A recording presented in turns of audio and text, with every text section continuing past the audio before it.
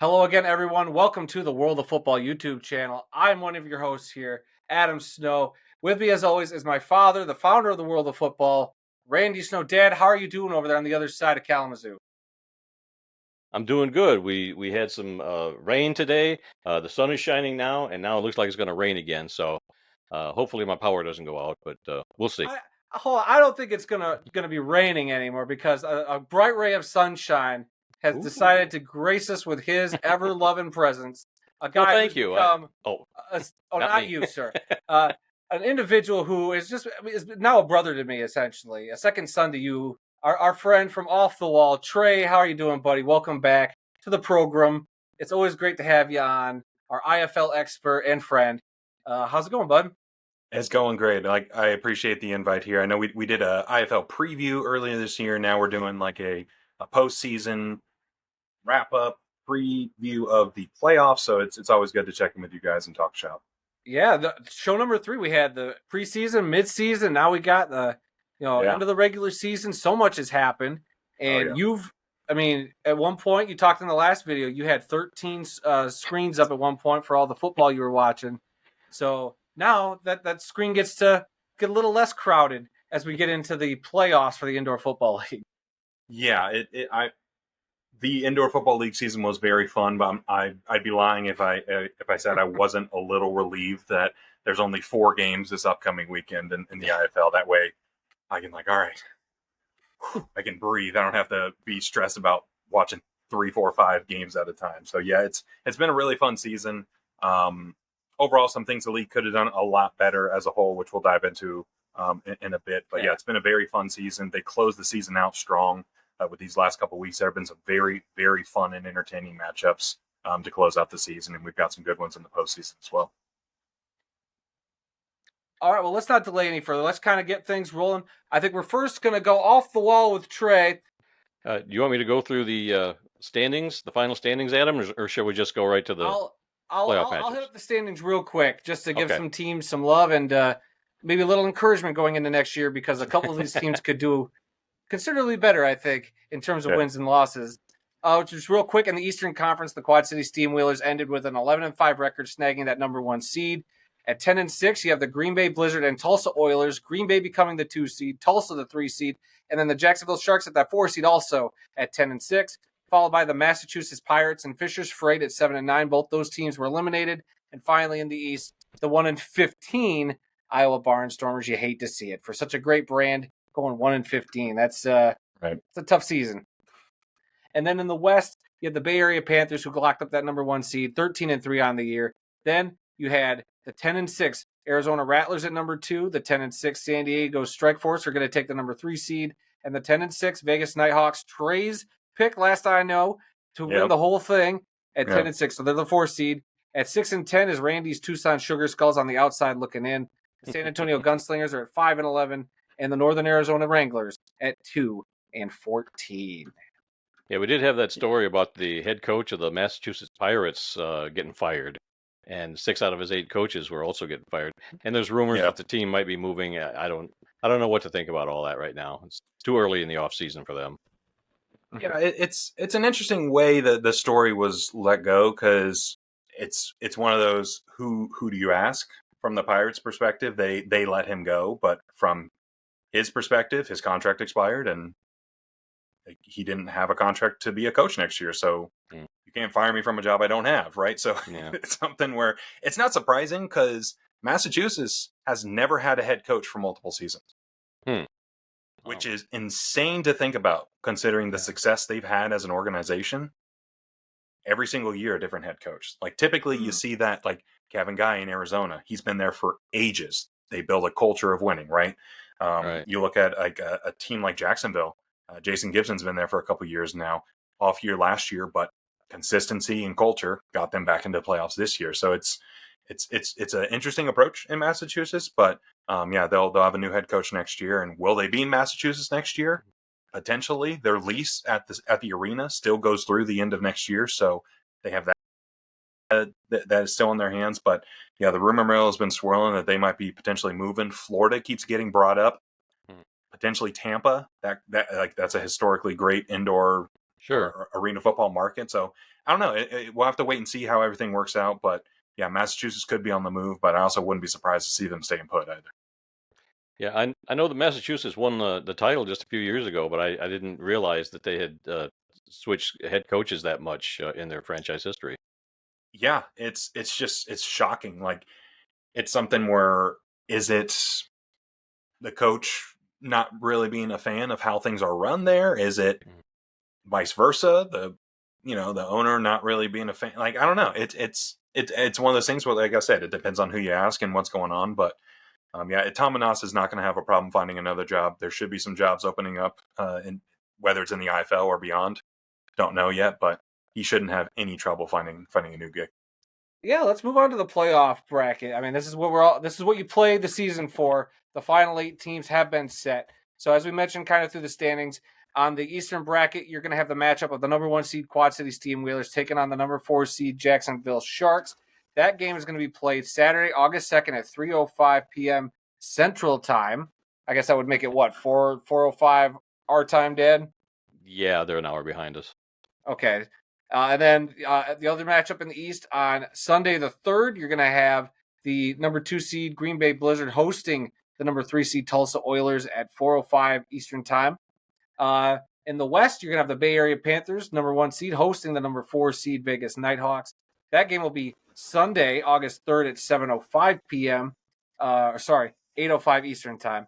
And then the number 2 seed Arizona Rattlers will play the San Diego Strikeforce on Monday Night Playoff Football. That'll be at 10:05 Eastern Standard Time. And I guess the question is, Trey, I know all these sound like good matchups, but what is the matchup? I alluded to it earlier, but Green Bay Tulsa. If you can only pick one game to watch this weekend, that's the one. Like that's just going to be an electric matchup. Max Myler is the quarterback for Green Bay. He's been playing outstanding football all year. He's been making that offense go. And I think it was week 3 or week 4, these teams met for the first time. It was 74-68 in overtime in Green Bay. I'm not guaranteeing another 74-68 game, but it's going to be a high-scoring affair when you have a Max Myler on one end and a Sam Casanova on the other.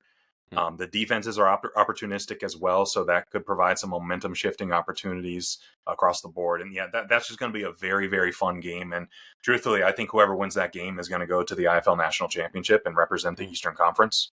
Just because, like, respectfully to Jacksonville, Quad City, they're both really good teams, and Quad City's been playing outstanding for the majority of the year. But the momentum is just on the side of Green Bay and Tulsa right now. And I've been high on Green Bay since about the mid-season mark. I forget when, but I threw it out on X. I was like, look, buy your Green Bay Blizzard stock now because it's only going up. And they've been playing outstanding. And like I said, Sam Casanova coming over to Tulsa is like you get an all-world quarterback with a very, very, very good defense, and it's a good combination. Yeah, I wanted to point out that when we did our original preseason kind of look, you did from the get-go, you said Vegas Nighthawks versus Tulsa Oilers. Yeah. Now, I don't know what kind of dark magic, what kind of secret dark crystal ball you have, because both, at least the teams you picked ended up in the postseason at least. My team, Randy's team, and even the team he picked to play them, which was also in the same conference, first off. Then he changed his mind, and then now that team's eliminated from the playoffs. So we clearly don't have the same connections you do with the dark We don't spirits. know what we're doing. That's why we brought you in. I don't know how you could have foresaw in your crystal ball the Tulsa Oilers being this good now with Sam Casanova. Well, that's the thing. They had TJ Edwards before he had his leg injury, and TJ Edwards he's an IFL MVP. He's been first team all IFL. So they went from one incredible indoor quarterback to another. And there was a couple weeks there where it was a little dicey. We didn't know what was going to happen, but clearly the Tulsa ownership realizes the opportunity in front of them with the rest of the roster, and they went out and got their guy in Casanova, and he's been balling out ever since. But yeah, I was catching some heat earlier this year because in my IFL preview I excluded the Massachusetts Pirates from the playoffs, and the receipts don't lie. Episode 41 of Off the Wall has the IFL preview where I went into all this, and I'm gonna get on my own soapbox here. Went 8 for 8 on my playoff preview with all 8 teams, so seeding's a little off. hand up. I could have done better there, but 8 for 8 is pretty good. I mean, even on our show, our question at the start of the year was team on the rise and team that might slip. You nailed both of them. It was the Jacksonville Sharks on the come ups, and then it was the Pirates coming down. And I mean, we got the receipts on our channel too. I mean, I could probably cut to them right now just to prove that you said it. Individual teams that I think are going to be really good. A lot of folks have been high on this team all offseason, and I think it's for good reason, is the Jacksonville Sharks. Jacksonville Sharks had a very good offseason in terms of free agent acquisitions and really bolstering their roster. There are a couple that will probably take a slide. I feel like Massachusetts has a very talented roster. You look at the folks that they acquired, and it's a lot of borderline UFL, CFL, training camp NFL talent that has spent time with teams all across the country.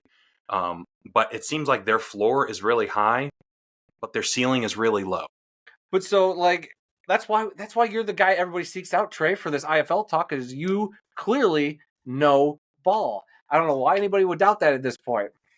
No, there's a nasty rumor going around that I know ball, and I will not deny said rumor. He just watches every game and remembers quite a bit. So, we'll take in maybe a game or half a game here and there. You watch every game simultaneously. I don't know why your head doesn't explode, because I couldn't do that. Well, he's got those things. You've seen a Clockwork Orange, right, where they got those things to keep the eyeballs open. That's what Trey has to use. Yeah. Then his wife's got to walk through the room and give him a couple little eye droplets so he can keep going. Yeah, a lot of eye drops, a lot of coffee.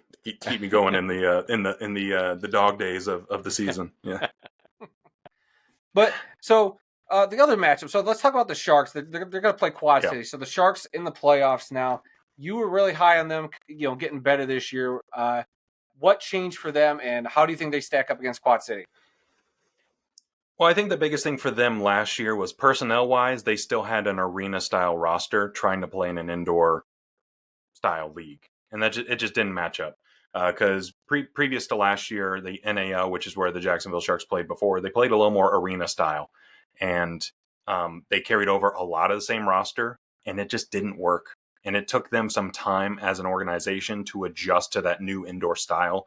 And it's a lot more running the ball. It's a lot more read option. It's a lot more quick pitch out. So it took them some time to get used to that. And they did towards the end of 2024, where they had some really exciting finishes and they were able to upset some teams, including Quad City. They had an unforgettable kick six, missed field goal return for a touchdown last game of the season, go out on the highest note possible. And they were able to carry that momentum into this year and get some players that are indoor players. Like, they know the indoor game and were really able to adapt to it. And took them some time to, figure out their quarterback situation around the midseason mark. But Tyler Huff has been really, really strong for them on the ground. And if he's able to get hot through the air, this Jacksonville Sharks team could make some noise in the playoffs. But this matchup with Quad City is tough for them. Last time Jacksonville went to Quad City, they got absolutely boat raced. Like, Quad City was just smacking them around. But on the opposite end, Quad City came to Jacksonville.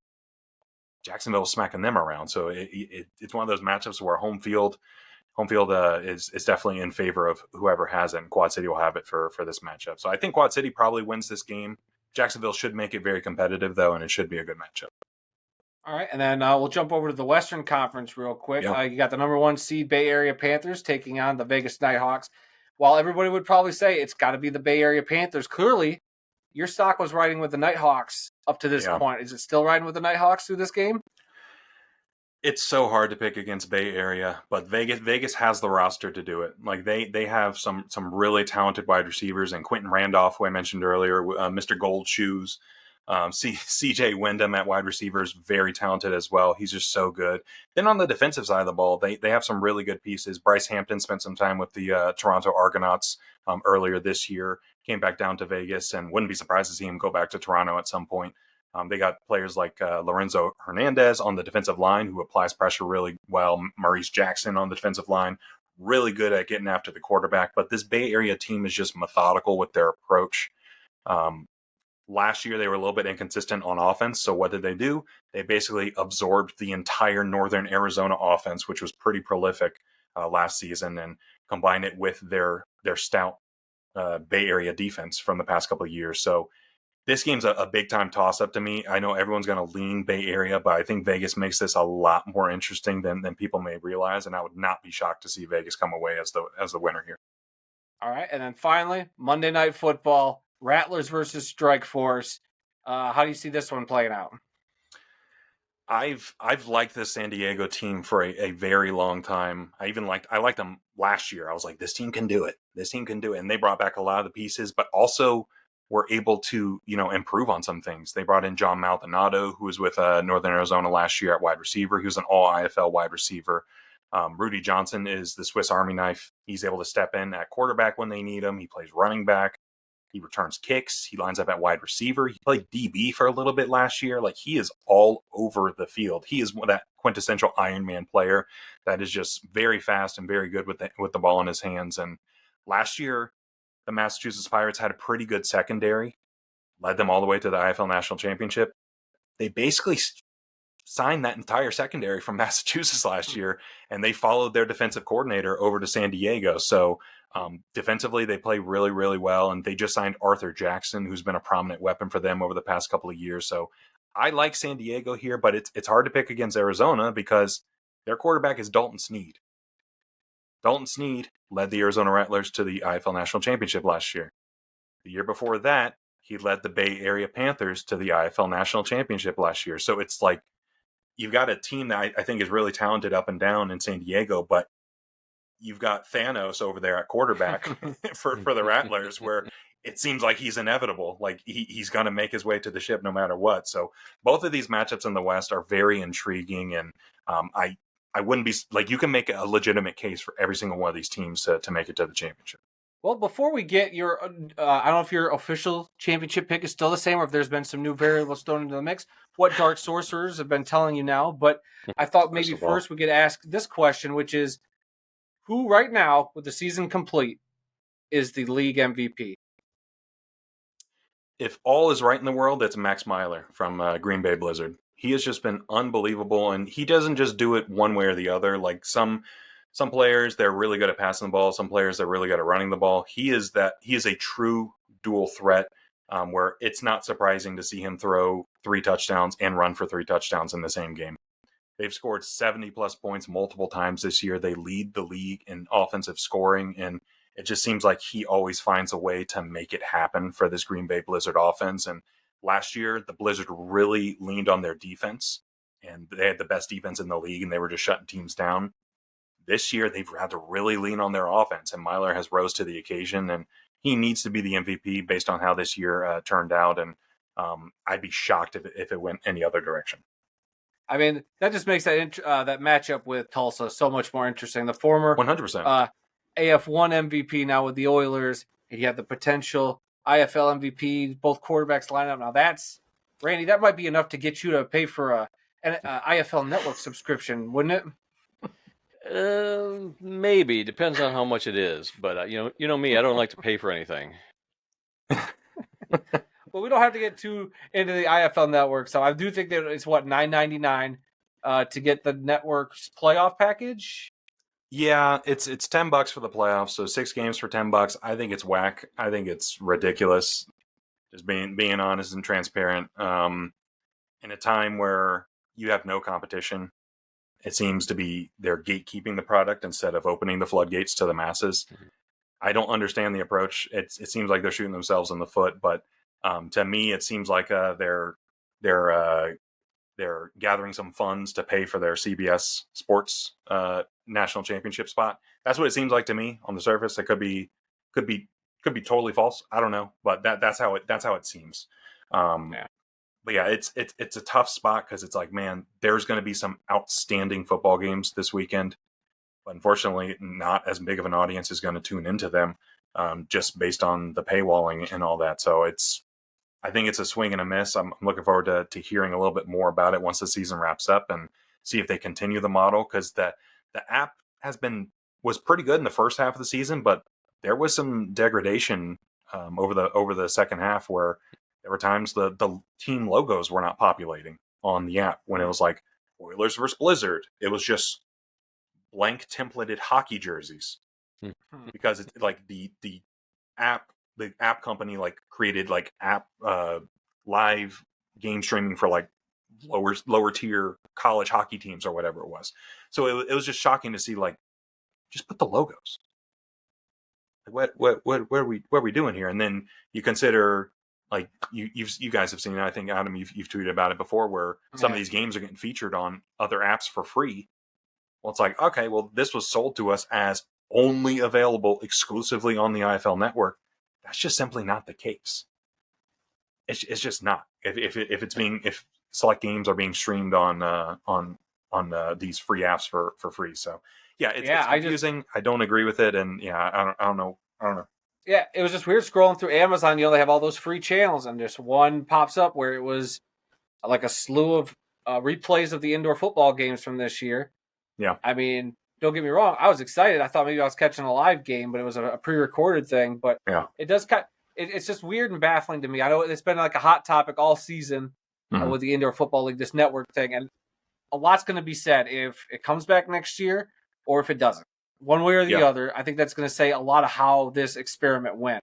And I'm just very curious how that's all going to play out, because you would think in theory it's not a terrible idea, but like we said at the beginning of the year, starting off with the paywall was probably the problem. Yep. Tiers would have solved a lot of stuff, or easing into it and having it free for the first year and seeing how things go, getting the people to buy into the app, and then you could maybe next year start, and some charges, which I would get for your product. You give them a taste, and then go from there. So I don't know. It's been a hot story all year. I was just curious because we've been called shills for not paying the money to watch the league, which is fine. I might actually drop the $10 to watch some of the playoff games. We'll see, because they're great matchups. I'm not going to deny that. The Indoor Football League's got a great product. It's just a matter of getting that product out there to the average. Like, we're just average IFL fans, or maybe slightly above average. Or does that make us below, Trey? Because we will not pay the price tag. The fact that we're having this conversation is crazy. Like, we're tiering fans based on their willingness to pay for. Like, it all season long, I've been saying, like, the tiering thing, where have a free tier, you get one free game a week. What have they been doing for the past month and a half? They've literally been doing that, but on other people's platforms. So it's just mind-boggling to think, like, what could have done, like what they could have done, what they did.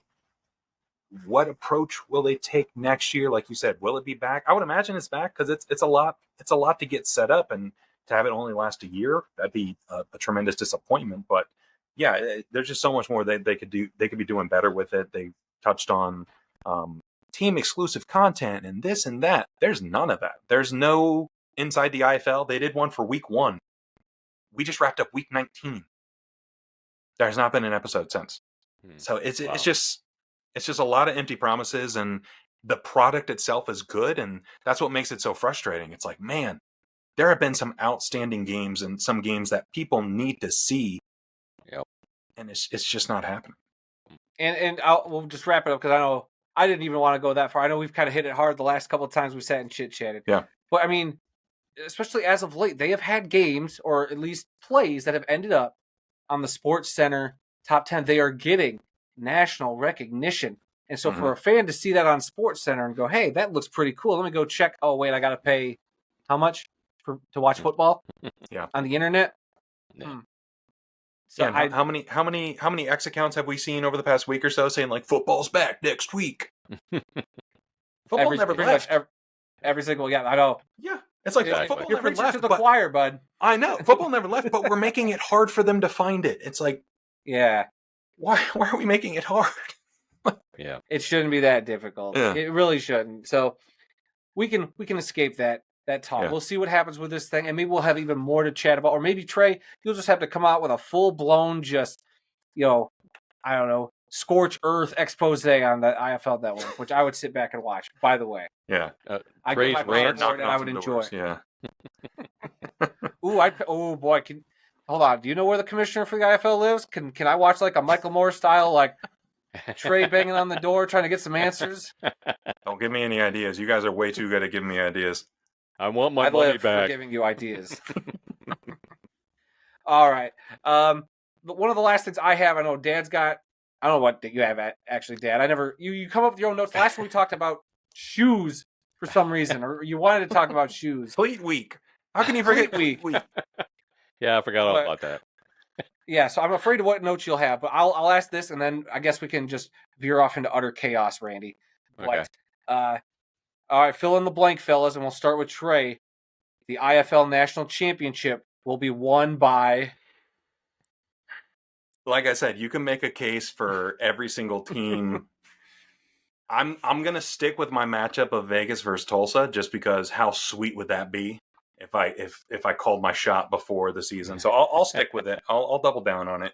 I think Vegas has the weapons to do it, especially on the offensive side of the ball. Quentin Randolph is going to be an All IFL first team wide receiver. He's just had an incredible year. And Antonio Wimbush, he's an incredible running back and return man. He's probably going to win Special Teams Player of the Year. So they're just dynamic on all sides of the ball, and it seems like they're getting hot at the right time. And I've loved Tulsa all year. With TJ Edwards, I thought they were absolutely dynamic on the ground, and bringing in Sam Castronova has just transformed the offensive identity in the best way possible, and has just made them very explosive. And I can't speak highly enough of that Tulsa defense that has just played very, very well. So I think we're going to see Vegas and Tulsa. It's like, which kid do you love, Vegas or Tulsa? Because I love both of those teams, but I guess I'll roll with Vegas still, just because I think they just have a tremendously talented roster, and it would be a great story to see the 4 seed make it all the way to the championship and win it all. And I mean, for you to pick that, you've stuck with them through every time we've sat and chit chatted with you. Like, I'm gonna if ride you pull with them. that off, I'm gonna need the name and number of your sorcerer to give us a hand over here, because clearly we didn't know what we're talking about. So we're gonna have to pick somebody we didn't even predict at the beginning of the year or the middle of the year. Yeah. I'll go first, Ed, then I'll let you back All clean right. up, because you'll probably pick 2 teams from the Western Conference again. Yeah. So I think I really like the Oilers. Ever since they got Castronova, I'm just like, is this the story? I'm a story sucker. Is this the story of a man who wins an arena football championship with the Arena Crown, and then hops over to a different league and wins an indoor football league championship, and does something that, to my knowledge, has never been done before? Yeah. So he would go down in history with Rudolph as being one of the greatest of all time. So I'm looking at Tulsa on one side, and on the other side, I'll go back to the Rattlers. They were going to be, they were the easy pick at the start of the year, and here they are again, the defending champs. I see them making it, and it being a heck of a game. But I would probably take Castronova and the Oilers to win it all. There you go. So, Well, I'm going to have to go old school. I'm looking at all the teams in the playoffs. From both existing teams, I hope, not old school. I hope existing teams, not teams that previously existed, Randy. Yeah. The Nebraska Danger. Are we picking them? No, I don't see them on the list here. But I'm gonna go old school with the Arizona Rattlers for one team. Okay. I just, I've seen them play before, and they've had such a storied history of winning titles and being in title games. So I can't root against them to at least make it to the title game. And I'm thinking maybe the other team might be the Green Bay Blizzard. So I'm looking at Green Bay versus Arizona in the title game. And to me, it's a toss-up. I don't know who would win that game. We got to pick one. Arizona. Okay, there we go. See, was that so hard? Was that so hard, Randy? Yes, it was. All right. It's an interesting thing about the Green Bay Arizona matchup. Real quick, didn't mean to cut you off there, Adam, but you're perfect. They've played twice this year. What was the result of each of those games? Probably high score. Arizona games. won. Crap. Arizona won both games. Arizona. Oh, okay. So it's hard to beat a team 3 times. But if anyone can do it, it's probably the Rattlers. Yeah. And hey, like I always say, at the end of the day, all we really want is great, fantastic, entertaining football. And it sounds like we're going to get that no matter what combination you're going to throw at us. I'm sure you'll be happy, Trey. I'm sure we'll be happy, and there'll be countless fans out there that'll be happy. So let's just have fun with it. I mean, the games themselves should be fantastic. So I'm looking forward to seeing how this all shakes out. So, all right, we got our predictions out of the way. I figured we'd fit in a little time. We asked some question on social media, guys, about what you kind of want us to kind of, bring up with our IFL discussion. So we'll talk about a few topics here that got brought up. And Trey, the first one here, I think you've had a little bit of experience with talking about this topic, so we'll throw it to you first. This question comes from Trey the Truth 08 over on X. He says, "My question for y'all is how can the IFL make next season's schedule more evenly balanced so that everyone can have the same amount of conference games and have a fairly tiebreaker solution?" So scheduling's difficult, and it's difficult for multiple reasons. First of which is arena availability. And you look across the league, I'm fairly certain, maybe in Jacksonville, maybe in Quad City, there's select venues where they may have a little more pull in getting arena dates locked in. But for the most part, teams across the board are tenants of the arena where they get what's left over. That's why you see these games on like random Thursdays, random Sunday afternoons. It comes down to arena availability. So that's why a lot of the schedules are developed the way they are, is because, let's just use Tulsa, for example. Tulsa shares the building with the Tulsa Oilers ECHL team, the minor league hockey team. They have a lot more games. So they're probably going to have games where it's like, okay, we're locked off. Like we cannot play this because there's literally a hockey game already scheduled. They're mid-season. So they may only have 9 weekends that they can choose from. So that restricts scheduling and just makes things difficult. And when you compare, like, they only have 9 dates to choose from, and Bay Area may only have 9 dates to choose from, suddenly their travel is restricted to certain weekends. And so it's a tapestry of nightmares trying to figure out scheduling. And I applaud the IFL for doing the job that they do with it. In a perfect world, it would be great to see everyone play a balanced schedule of everyone has the same 12 number of conference games, everyone has the same 4 number of out of conference games, but ultimately it's just not the way it works right now. And it's easier to do that in a league like the NFL because like they are the primary. Right. They are the league in the world, you could argue. So it's just different with these indoor and arena leagues with availability. It just makes things tough. So the IFL does a pretty good job with it. It's never going to be perfect, but I think every year they try to get a little bit better. Yeah, I mean, that's the point right there. To me, like you said, the arena availability. Would I like to see maybe just a little? Like, I was looking through some of the schedules because I never really looked at them to where it was like, how many conference, non-conference games are they playing? Like, I looked at like a Quad City, which I think had maybe 1 out of conference game, and then you look at Green Bay in the East as well, and they had 2 out of conference games against the same team. Like, so in this facet of football, the indoor, the arena, the arena, all these smaller leagues that aren't named the NFL or the Canadian Football League or the United Football League. Yeah, this is just what we have to deal with. You might play a team 3 times. It all comes down to travel and money. Until these leagues are making money to where that's not an issue, right? We just have to put up with the way the schedules kind of work out and be thankful that we even get a schedule and that these schedule makers make it work. Like you said, those are the real heroes of these indoor and arena leagues, is these people who have to rip their hair out just to figure out the puzzle piece that is setting up arena dates and setting up all this travel and stuff. So yeah, it's just something we got to get used to as fans. And once you kind of get over that fact, then your team's just got to win the games in front of them. You can't use it as an excuse. It ultimately comes down to that. And that's the thing, right? If you're relying on tiebreakers to make or break your seeding, you didn't win enough football games. Yeah. That's what it comes down to. Every playoff team in the playoffs has double-digit wins, so the margin for error was very slim. And 6 teams ended up 10-6. So those tiebreakers did go into effect. But if San Diego wins one of those games, they're the 2 seed. If Tulsa wins one of those games, they lost 2 games to Fishers. They lost 1 game to Massachusetts. Those 3 games versus teams with losing records. You win one of those, you're the 2 seed. So it's like, you can point to the tiebreakers all you want, but end of the day, you got to win football games.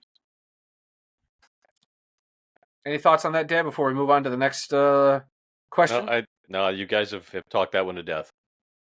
Oh, yes, sir. All right. All right. The next one comes from Minor League Rando on X, and he said, rumors are out there about the Indoor Football League going to Huntsville, Alabama. What are the odds this happens? And is the league looking at more southern expansion? I'll be honest, Trey, I don't have the IFL boogeyman, sending me letters about where things are happening in the IFL. So I'm probably not the person to answer this, but Would you have any idea? Is the southern area in need of expansion, or do you think there's something happening there? Yeah, let me bust out the crystal ball here. I know you have one. Get my dark magic ready to go. Just pull out the real one. That one's in storage. Don't talk about it. Yeah, they're definitely expanding into the South. That has been a priority for them with the inclusion of Jacksonville. You look at Jacksonville and Massachusetts; they are on geographic islands, and it is tough for them to be able to travel. And a lot of these teams, you look at like Quad City, Green Bay, Iowa; those are busable games for all of them. Jacksonville has to fly everywhere. Massachusetts has to fly everywhere. So I think the focus is getting those geographic islands to not be geographic islands anymore. So like the rumored cities that have been talked about have been Huntsville, Greenville, and then a couple cities in Florida as well to round out the South and make for a nice little division down there. So it's all been hearsay at this point. There's nothing solid one way or another. Those have all been the speculatory cities at this point. But I would not be surprised to see at least 2 southern cities added to the league, if not this upcoming year, the year after, just to give Jacksonville some help. Right. And if that rumor with the Pirates maybe moving down to Tampa, if that actually panned, that could be a thing. Do the Orlando Predators reemerge in the Indoor Football League? Right. Who knows at this point? And if you do know, I mean, slide into the DMs. You could tell us. I mean, we're not scoopers, but we will scoop if we need to. But no, like we'll see. Like right now, it does stink. Like everybody's minds like on next season. We're not even through postseason yet. Let's even get to the championship game, where maybe then we let the league tell us what's happening, where things might be going. Because even like Luke Miller asked, give us all the expansion speculation, and I mean that kind of works all the way back into this. Let's wait and see. Yeah, right now it's Tampa and maybe an Orlando situation, but I would not be surprised to see a trio of cities in the IFL in Florida, like Jacksonville, Orlando, Tampa. That would be a dream for Jacksonville to have 2 additional Florida teams, just like the old early 2010s AFL days, where all 3 of those teams were in the AFL back then. So I think that would be great. That'd be a perfect situation. But there are other markets that are coming back from dormancy.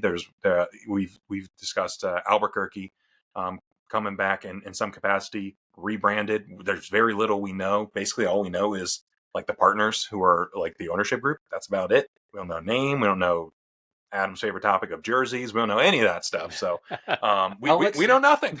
We know absolutely nothing. So there's a lot that's going to unfold, not just in the IFL, but across the entire arena and indoor landscape over the next couple of months. And it's going to be an exciting offseason. Yeah, very interested with Albuquerque, who also dropped a comment on our post. Thank you, Albuquerque football. We're watching you. We see you following us.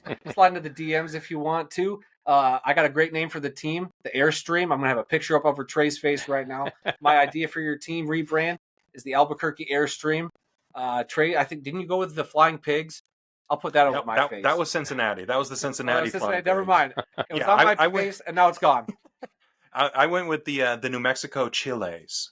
That's what I went. I'll dig that one up. Yeah. I'll put that over my face right now. Yeah. Okay. It was a pepper wearing sunglasses. How could you not? Ooh. Come on. See, we got you, Albuquerque. We'll come up with a great fun name for you. This is easy. I've been playing with College Football 26. I could redesign a uniform for you. Just hit me up. Go. Let's roll. Another, see that picture over Trey's face? I did a whole league's redesign right there. You can go check that out for ideas. So enough about you, Adam. Let me get a word in edgewise here. Are we finally getting to cleat week? How about the Albuquerque Adams? That could be like the Springfield Adams, New Mexico, where they did all the atomic testing for the atomic bomb. So Albuquerque Adams, it's got alliteration. Are you trying to take the team name from the Springfield Adams, Randy? Yes, Homer I am. Simpson would be very upset. Well, there can be 2 because they're in different leagues. Well, Albuquerque already has a minor league baseball team called the Albuquerque Isotopes. So the Isotopes and the Adams. There you go. Be a great pairing. Yeah. Oh my gosh! There we go. Albuquerque, we solved it for you. There you go. You get these 3 brains on one stream. Yeah. We've got enough brain power here to toast bread very lightly. Let's go. All right, Dad. Do you have anything? I mean, we've already gone off the rails. That might be my fault. Yes, anything you want to throw in there? More cleat week? No, I'm good. I don't want to talk about shoes. I don't want to talk about uniforms, expansion. We'll hear about that soon enough. I think we're good for today, guys. I think what Randy meant to say is he's looking for 2 tickets to the Tucson National Championship game. I think is what he's saying. That's what I heard. Yeah, I'm reading between the lines here. I do love my Tucson. I've been there many times. Haven't been there in 20 years. I'd love to go back. Yes. Yeah. They have indoor football there. Do you know that, Dan? I've heard that. Yes. As long as they got All a right. couple of hot dogs and a Mountain Dew waiting for me, I'm there. He's an easy man to please, everybody. And we hope we pleased you with this Indoor Football League video. Trey, we can't thank you enough for coming onto this show, which has no structure and zero sanity to it whatsoever. And you come on here and you anchor us for a little bit before we go off the rails. So before we head on out here, why don't you plug all the socials and what you got coming up over there at Off the Wall? Yeah, absolutely. It's a joy to join you guys as always. On socials at Off the Wall FB, F as in foot, B as in ball, Off the Wall FB across everywhere. If you're there, we're there. Give us a follow if you enjoyed the show today, and go check out our show on YouTube. We do a weekly show there where we interview folks from around the indoor and arena football landscape. This week we got Mo Strong, who's a wide receiver who played for the Eau Claire Axemen, most recently for the Iowa Barnstormers. He played for Corpus Christi Tritons earlier this year. So we dove into his career and talked about his various stops along the way. So that'll be uploaded on Thursday of this week. Was that the 31st? Yes. Yeah, 31st. So if you're listening to this, it's probably up on the YouTube channel or it's coming very soon. So, and if podcast is more your thing, we're on Spotify and Apple Podcasts as well. Off the Wall. Give us a follow. We're not the Michael Jackson album. We're the parody of the old AFL logo. That's us there. So yeah, it's a blast. We're gonna be doing more episodes of the Turf Tapes coming soon. Yeah, that logo that Adam's pointing to right there. We're gonna be doing more episodes of the Turf Tapes coming soon, and I'm gonna give you guys a very exclusive sneak peek at what's coming. What?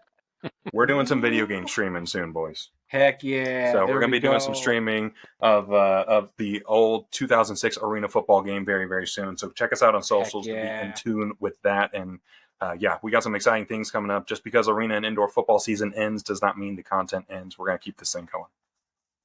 Heck yeah. Very well said, Trey. We're looking forward to what you got coming up. And God, I love the Turf Tapes, and I'm very excited to watch you play that game.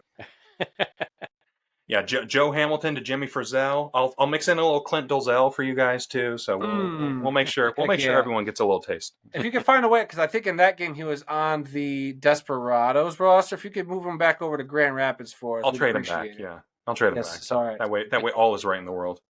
All will be right.